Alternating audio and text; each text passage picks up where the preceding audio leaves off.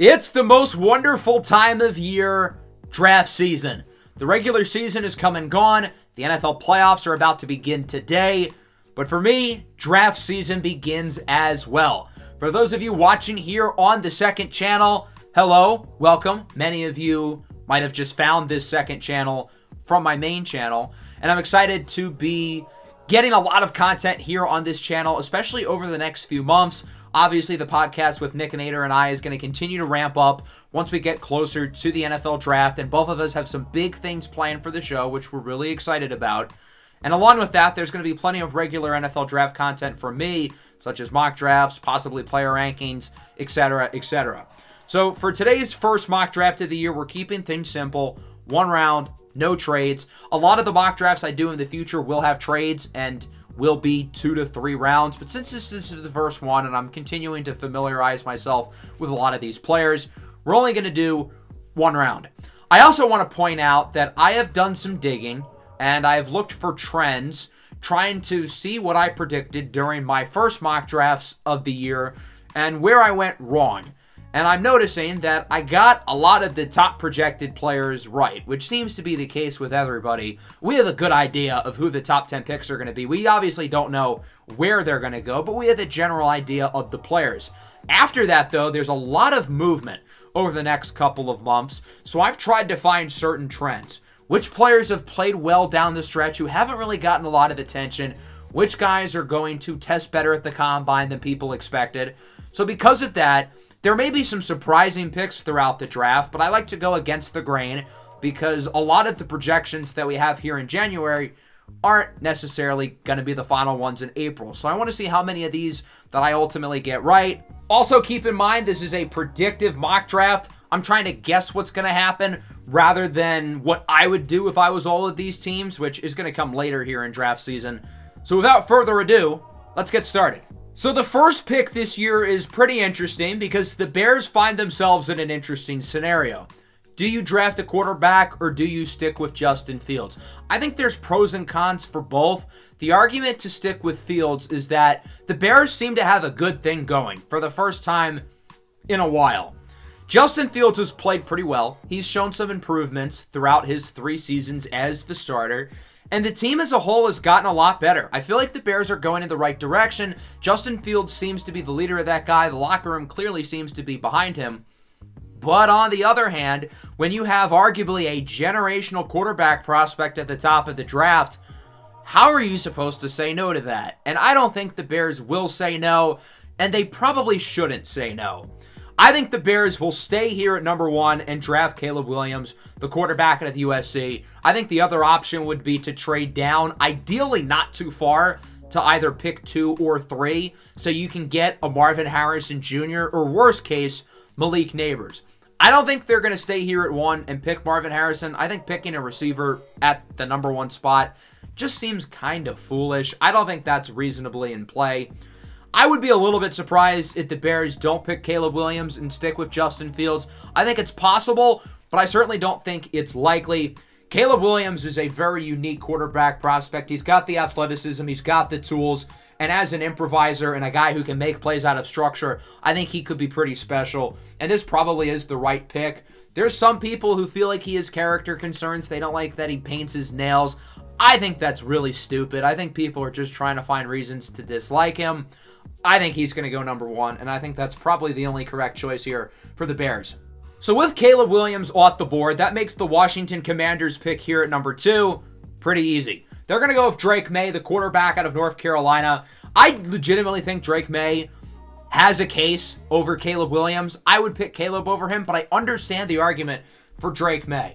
The guy's 6'4", 230 pounds. He's got a rocket arm. He's got a beautiful deep ball. In structure, he's probably better than Caleb Williams. And I think as a passer, he's one of the best quarterback prospects we've seen in the last 5 or so years. And I think more seasons than not, he would be the clear number 1 pick. It's just that he shares a draft with Caleb Williams. I get that Washington has Sam Howell, and he showed some flashes this year. But with Washington making it here all the way to the 2nd overall pick, they would be foolish not to pick Drake Maye. I think this has to be the pick. The New England Patriots here at 3rd is kind of interesting because obviously they need a quarterback. I think Jayden Daniels, the Heisman Trophy winner out of LSU, could be in play. but I'm not convinced that Jayden Daniels is really worth a top 3 pick. Compare him to, say, last year's third quarterback off the board, Anthony Richardson, and despite the fact that Daniels was obviously the better player in college, I think Anthony Richardson was also, in my opinion at least, certainly the better prospect. I think the Patriots would certainly consider Jayden Daniels at 3, and I don't think it would be a horrible pick. I would understand it, but I don't think Jayden Daniels is worth a top 3 pick, at least not right now. And with a player of Marvin Harrison Jr.'s caliber on the board, it's going to be hard to say no. Other than Rob Gronkowski and Randy Moss, the Patriots haven't exactly had blue-chip talent during the Tom Brady era. They've had good receivers here and there. Julian Edelman's being talked about as a potential Hall of Famer.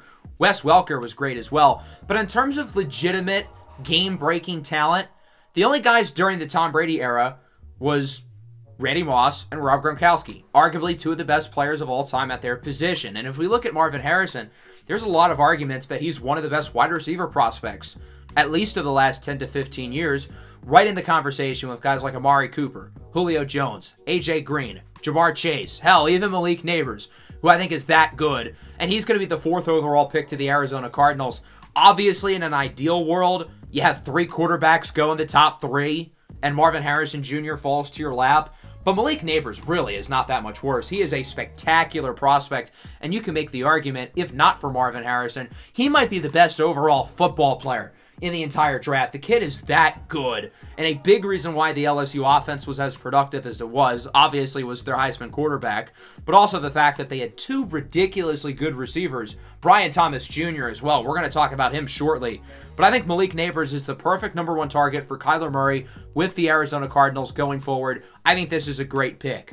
The Los Angeles Chargers at 5 are certainly interesting because they're going to get a new head coach. They're going to get a new general manager. I think they're going to look for the best player on the board, and that's Brock Bowers, the tight end out of Georgia. The positional value is obviously a little bit questionable. Kyle Pitts was drafted in the top 5, and that hasn't exactly worked out, albeit it's not his fault. He was coached by Arthur Smith. So ideally, whoever the Chargers hire as their head coach, which we'll probably know before the second installment of my NFL mock drafts come out, who it's going to be. And I think that's going to be very telling on if Brock Bowers is a legitimate candidate for the 5th overall pick or not. But I think, nonetheless, knowing what we know now, Brock Bowers would make a lot of sense for the Chargers. You got to get another big-time weapon for Justin Herbert. Mike Williams is a free agent. Keenan Allen is still awesome, but how much time does he have left? A guy who's been injury-prone in the past, realistically, has got to start slowing down soon. I think Rome Odunze from Washington could very well be in play, but I think Brock Bowers is a little bit more talented overall. He may not be the freak that Kyle Pitts is, but he's dominant after the catch, and other than Kyle Pitts, the best tight end prospect since probably Vernon Davis. With the 6th pick, Rome Odunze, the receiver out of Washington, doesn't have to wait too much longer to hear his name. I have him going off the board to the Giants. Rome Odunze is a special player. The body control that he has at his size is just utterly ridiculous. Another guy who would be the wide receiver 1 pretty often, but he has to share a draft class with Marvin Harrison Jr. and Malik Nabers. This is another very possible Jayden Daniels landing spot. I really thought about it here, but the Giants did just pay Daniel Jones $160 million, and Daniel Jones missed most of the year. So unless you're completely sold on Jayden Daniels, which if you are, run the card up. But if they're not, I could see them trying to ride it out with Danny Dimes for another year. Give him a legit wide receiver 1. That's exactly what Rome Odunze is. With the 7th pick, the Tennessee Titans select Joe Alt, the tackle out of Notre Dame. I think he's a little bit more consistent compared to Olu Fashanu out of Penn State. The Titans just need stability on the offensive line. They drafted Peter Skoronski out of Northwestern last year. He has slid over to guard. Now you're going to get your franchise left tackle with Joe Alt, who's been a phenomenal starter for the Irish since his true freshman season. And he's just the model of consistency. Didn't grade lower than 66 this year as a junior per PFF. I think the Titans are really going to like his consistency and his overall body of work as a 3-year player with Notre Dame. And I think he's going to be the perfect guy to add to that offense. And then with the 8th pick, this is where Jayden Daniels is off the board. I have him going to the Atlanta Falcons. If Atlanta's not sold on him, I could see them going in another direction. But Desmond Ridder is obviously not the guy. They're going to get a new head coach, but general manager Terry Fontenot is entering year 4. He has not been fired like Arthur Smith, But if this next 2 to 3 year stretch doesn't work, then Fontenot's probably going to get the finger pointed at him before the head coach, especially if they do hire Bill Belichick, who is the betting favorite to land the job. So because of that, I think picking a guy here like Jayden Daniels makes a lot of sense. Unbelievable season this year at LSU. Dynamic as a runner, great as a thrower. I think this is a very strong pick for Atlanta. I think he's the clear third quarterback in this draft, at least in the eyes of NFL scouts. I think there are some real injury concerns with Michael Penix Jr., along with the fact that he's 24 years old. He wasn't all that good in the national championship. And I also don't think teams view Bo Nix and J.J. McCarthy at least this high in the top half of the first round. So if you want a quarterback here, Jayden Daniels, I think, is the clear play. I think this is a good move for Atlanta. I would say pick 9 might be the first surprise of the draft so far. I had the Chicago Bears selecting Dallas Turner, the edge rusher out of Alabama, top defensive player off the board. It's maybe not who you would have expected, like possibly ZhanNewton, Latu, or Kool-aid McKinstry. Dallas Turner had a really good season this year with Alabama. He played well in some big games. 11 sacks, 33 quarterback hurries, 11 QB hits. Really, really talented player, and I think he'll be able to fit the Bears' defense. They really improved on the defensive side of the ball throughout the season. Last year, they were a train wreck, especially up front, but they really got better. I think they're still missing that alpha pass rusher, and I think Dallas Turner very well could be that guy as he ends up as the top defensive player off the board. The Jets here at pick 10, this was a pretty easy pick. I had them selecting Fashanu, the tackle out of Penn State. I think he's got a little work to do in terms of his technique, but I think the upside with him is really, really good. It's no secret the Jets need help on the offensive line badly, so this was a pretty easy one. With the 11th pick, the Vikings are going to go in the secondary. Their current regime has really valued improving the secondary, but it still needs a lot of work. And I have Nate Wiggins out of Clemson as the first corner off the board, which might be a little bit of a surprise to some. But Nate Wiggins is a guy who's played really well throughout the year. Good size and length, 6'2", 185 pounds, long arms, solid athlete. He was very solid this year in coverage. Decent enough ball skills, certainly improving in that area. I know Kool-aid McKinstry might be the big name here. I know Cooper DeJean is a guy who a lot of people might think the top corner will be. But I think Nate Wiggins really has the NFL body that teams are going to like, especially a team like the Minnesota Vikings. ZhanNewton is the 12th pick here to the Denver Broncos. Get a body up front. Newton's a superbly talented player. He has been dominant over the last 2 seasons. As a run defender, he's really good. As a pass rusher, he's made great strides. And I think the Broncos are going to look for some more beef up front. Obviously, quarterback's a big question mark with them. Russell Wilson probably not going to be back next year. But I don't think there's a quarterback worth being selected here. Again, I don't think Michael Penix's stock is as high as people think. The Raiders here at 13 select Terrion Arnold, corner out of Alabama. So he's the top Alabama corner over Kool-aid McKinstry. And it's not that I don't like Kool-aid, I really do. But Terrion Arnold's a guy who's really improved throughout his Alabama career, really improved throughout this season, really solid ball skills. Again, good size and length. And I think teams are really going to like his overall skill set. And I think he'd be a good fit with the Raiders, who are looking for more talent in the secondary. Again, they're another team who we're going to get a lot of answers based off of who they hire as their head coach and general manager. But I think Terrion Arnold's stock is higher than people think, and I think he's going to be a good player. Another guy whose stock I think is going to be higher than people think is Jordan Morgan, the tackle out of Arizona. Really consistent throughout the year on a game-to-game basis. The Saints are a team who have valued offensive line over the last decade. They've used high picks on guys like Andrews Pete and Ryan Ramczyk, and I think they do it again here with Jordan Morgan, who can potentially be their long-term left tackle of the future. He's been really good over the last 2 seasons, this year in particular, and he's another guy who I think is going to go earlier than people expect. Brian Thomas Jr. is off the board here to the Colts. A physical, big-bodied receiver, 6'4", 205. I imagine the Colts would obviously love to bring back Michael Pittman Jr. Regardless if they do or don't, I think they're going to want another big body next to him. And they have looked for this archetype of player at receiver over the last few years. They drafted Alec Pierce in the 2nd round. That hasn't entirely worked out. I think there's still some potential with him, but I don't know if Alec Pierce stops you from making this pick. Brian Thomas Jr. really improved throughout the season.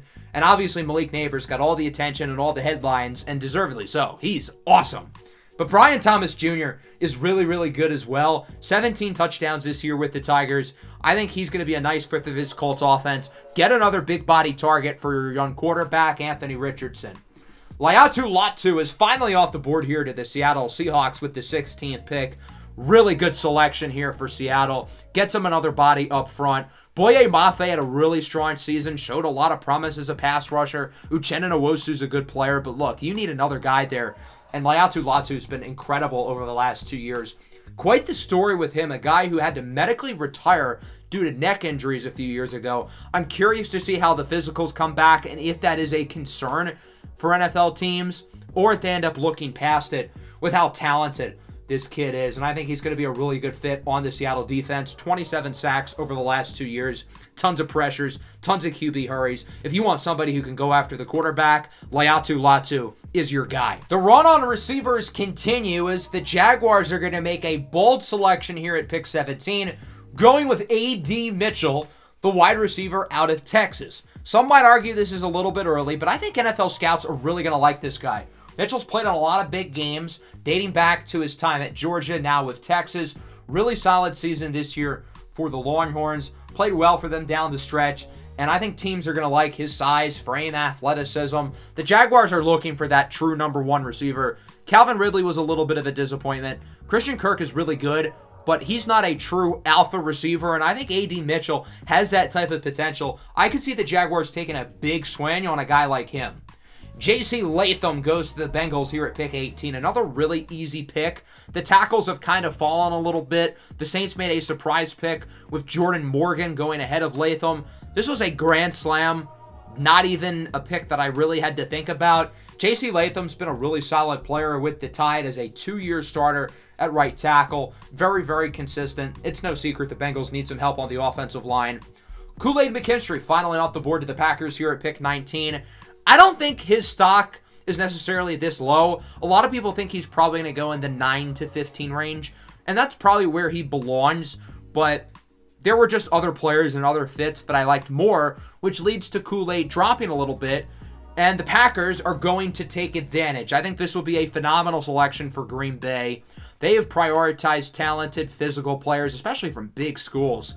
And Kool-Aid McKinstry has the SEC pedigree. He's been a very quality starter for Alabama over the last 3 years, but he's also very consistently improved during his time with the Crimson Tide. I think this would be a grand slam pick for the Packers. Kamari Lassiter here at pick 20 goes to the Los Angeles Rams. Lassiter is a guy who really improved this year at the University of Georgia, and he was really consistent for the most part. That's the thing that sticks out the most with me. The Rams, I think, need some help in the back end in a very big way. I think they could get exposed a little bit vertically against the Detroit Lions on Sunday, and in the inverse, I think the exact same is going to happen to the Lions defense. But I think Kamari Lassiter would be a nice fit here, and I think the value is fine. Edgerrin Cooper at 21 to the Steelers. This is the perfect example of the guy who is not being talked about really at all in the first round, but I think teams are going to like him, especially the Steelers, who really prioritize that linebacker position in their defense. This is the same team who used a top 10 pick on Devin Bush a few years ago, and while that didn't work out, they have shown that they're not afraid to draft lesser positions of value pretty early on. Edgerrin Cooper was one of the best defensive players in the SEC this year. Somebody who was really solid in coverage, really solid against the run, played pretty well as a pass rusher as well. I think he was one of the best defensive players in the entire country that nobody's really talking about, and I think he's going to go a lot earlier than expected.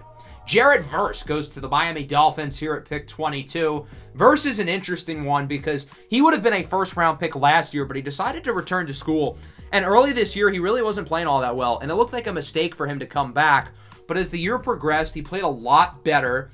He had his 2 highest graded games of the year right at the end against Florida and then against Louisville in the ACC Championship. 20 sacks over the last 2 seasons with the Seminoles after transferring in from a smaller school. And I think he's rebuilt his stock enough to go back in the first round. Pass rush win rate at nearly 21%. Needs to improve as a run defender, but I think the Dolphins just need guys who can get after the quarterback. I mean, they're playing Melvin Ingram, for Christ's sakes, here down the stretch. The amount of injuries they've had up front has been a pretty big deal. Amarius Mims, a tackle out of Georgia, goes to the Eagles here at pick 23.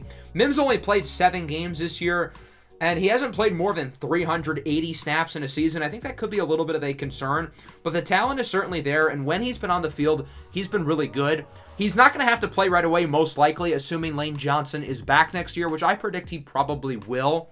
The Eagles have a lot of old players on the offensive and defensive line who they're going to have to look to replace. They've invested heavily on the defensive line over the last couple of years, so I can see them going back to the offensive line here in the first round with Mims. Another Georgia player, the bazillionth Georgia first rounder in a row for the Eagles. Taliesin Fuaga out of Oregon State goes to the Texans. Somebody who's got good guard tackle flexibility. He's been really good over the last 2 seasons, especially in the run game. The guy's an absolute mauler, and the Texans are going to get another very solid piece up front on the offensive line. Now on to the final picks of the first round. We'll start with the Tampa Bay Buccaneers. I think corner is going to be a position they potentially look at. This is a regime that has valued corner very highly, and I think they could look to get some more blue-chip first-round talent in here. And Quinyon Mitchell's a guy who hasn't been talked about a lot, mainly because he's playing at Toledo, but the kid is really, really good.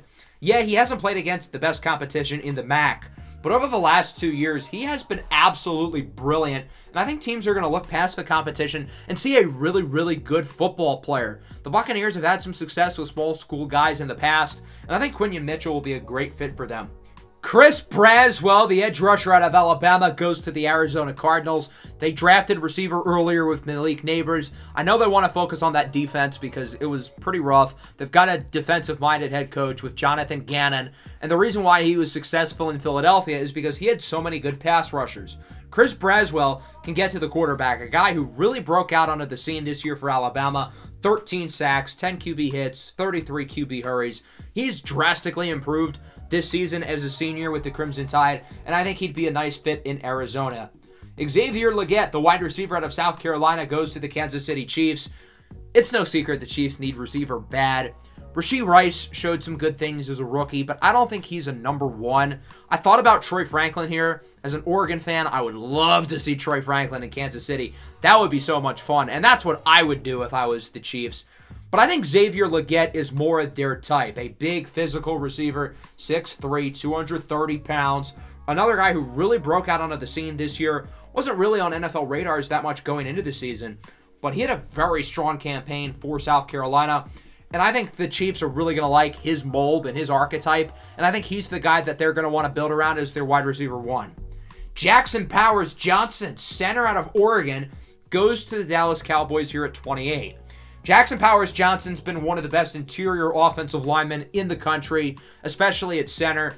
The Cowboys have Tyler Biadasz there, who's on the last year of his contract. Dallas has so many guys they got to pay. I think Biadasz could be a guy who is ultimately let go of, and I think they're going to look to replace him.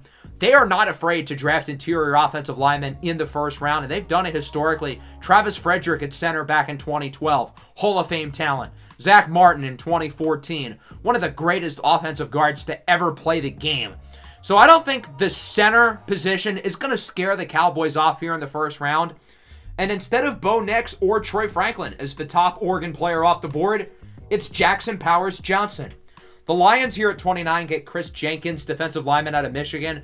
I think this is the latest we see him go. I think he's going to be picked a lot earlier than people expect. A really impressive athlete. I think he's going to wow people with his testing. He really improved throughout the season at Michigan. He played well in big games. 70.9 grade against Ohio State per PFF. 70.9 against Iowa. 74.4 against Alabama. 81.5 against Washington. He played at his best when the lights were the brightest. And yes, Michigan has a loaded defense with other great players on all 3 levels.